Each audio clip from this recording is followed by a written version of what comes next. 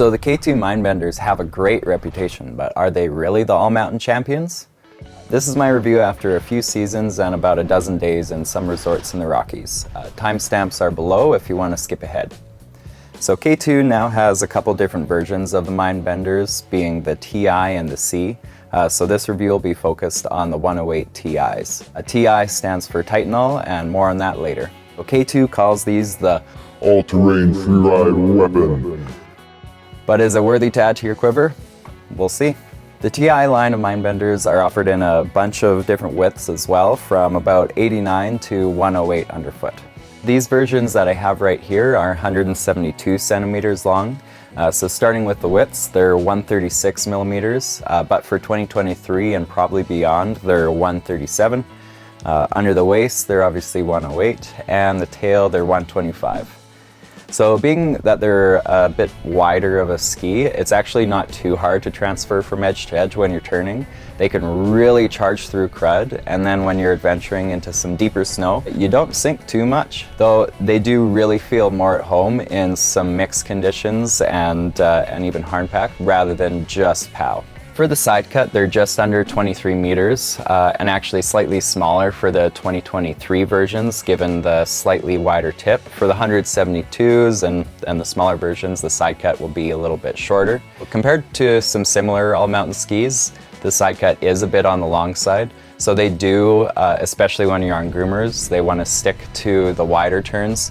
But you can make some shorter turns, especially if you're skidding them out. As far as the profile goes, it's a rocker camber rocker, which is pretty similar to a lot of other all-mountain skis. K2 calls this particular profile their all-terrain rocker, with a low rise in the front and the little bit of rocker in the back. So what that really means is the camber is going to keep you planted in turns when there's not a lot of snow, and the rocker is going to help to keep you on top of the snow, especially when you're going through tracked out POW, crud, and when you're in that, you know, there's not too much concern that your tips are going to take a dive. Now onto the flex. This is really where it comes together for the Mindbenders. So with these versions, the 108 Ti, the Ti stands for Titanal, which is actually an aluminum alloy that doesn't have any titanium in it. I'm not a metallurgist, so take all this for what you will. But it's mostly aluminum, over 80%, and it has a bit of zinc, copper, magnesium, and zirconium in there as well. To be clear, I couldn't find whether K2's Titanal is any different than that, and they didn't respond to me in time for this video. So with the Titanal, it's a metal band that they add as a layer to the ski, where it adds some torsional stiffness and maintains an ideal longitudinal flex. You can think of it kind of like a dampened spring, so it absorbs impact, but it doesn't bounce back at you too much. It's often used in racing skis, but usually with a bit of a different shape and thickness than what K2 did. And speaking of what K2 did, they have a little Y shape that goes all along the edges here to the tip, and that adds some extra rigidity, and especially comes into the picture when you're trying to carve. It has a lot of torsional stiffness, so you can really charge when you're in a carve with these. Then the Y extends down back to the tail as well, adding a nice stiffness in there as well. So overall, I think they did a great job of tuning the flex pattern of these. You can really charge down the mountain with them, and they'll stick right under you. For the weight, most of the versions of these are around 2,200 grams, some a little above, some a bit below, depending on the length that you get. So they're a little bit on the heavier side, but still sit in the range of a lot of all-mountain skis. So it means they're still maneuverable without too much effort, and you can feel confident going into variable conditions. They're not going to chatter too much, especially with that Titanal layer. But you're not going to be taking them uphill, or at least not that often. For the graphics, these are the 2020 versions, which I thought was a nice clean looking ski. And through the years, the designs have got a little bit more mind-bendy, which I really like. Some of them are pretty cool looking. And in my experience, the top sheet is built pretty well. There's certainly a few nicks that it's got and scratches here and there, but it's definitely better built than the line blades. That top sheet was definitely peeling off a little bit more.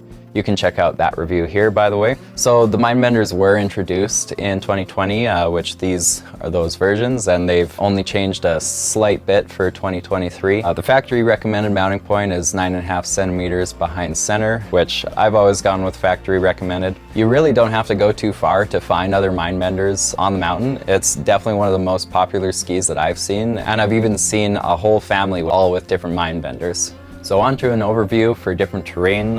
In groomers, they're really good. They hold a nice clean edge and you can really charge and put some force into turns when you want. For freestyle and terrain park, they're fine. The mounting point means at least you're not going to have as easy of a time riding switch. But that Titanal layer that adds extra stiffness, especially if you land a bit heavy on one side or the other, means it's going to be pretty stable for some odd landings. In moguls, they're good. Aside from being a wider ski, which does make it a bit harder, they are nice and responsive and are especially good if the moguls have some fresh or loose snow in them.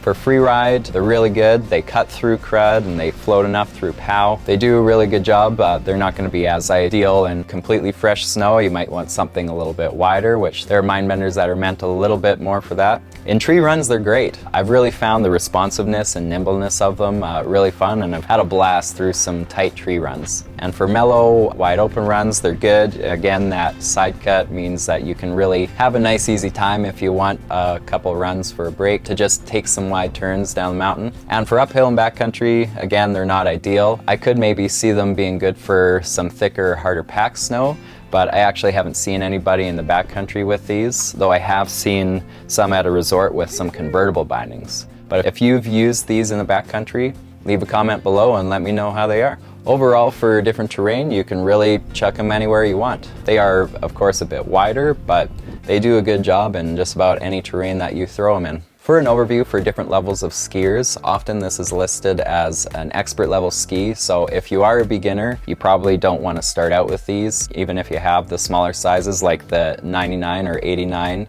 But from talking to a few others with the Mindbenders, I'd actually say they're a great intermediate ski. More so in the smaller sizes, again, smaller than 108, because they really allow you to start stretching your abilities and you can really start to charge down the mountain if you want to. And I'm sure you know by now, these fit pretty well for expert skiers who like charging down the mountain. So to sum it up, overall, the 108Tis are a really good ski. If you're looking for a one quiver option, this is a fantastic choice, especially if you are in the Rockies. But perhaps if you're in the East Coast of North America, the 99 Ti might do a little bit better. But I really don't think you can go wrong with these unless you're really not used to a wider ski or are more of a beginner. So I found it almost to be a default ski, so if I'm not sure what other ski to take, I take these. Since they're decent on groomers, they're great in mixed conditions, and is pretty decent on POW days as well. So if you'd like me to cover something else in my reviews, drop in the comments below. Otherwise, YouTube thinks you like this video, and thanks for watching.